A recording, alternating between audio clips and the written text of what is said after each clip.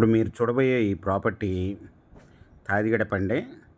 తాదిగడప నుండి యనమల కుదురు లాకులకి వెళ్ళే రోడ్లో అండి. బస్సు రోడ్డు ప్రక్కనే ఉన్న ఇళ్ళ మధ్యలో ఉన్న G+1 బిల్డింగ్ అండి. వెస్ట్ ఫేస్ 107 గజాలు.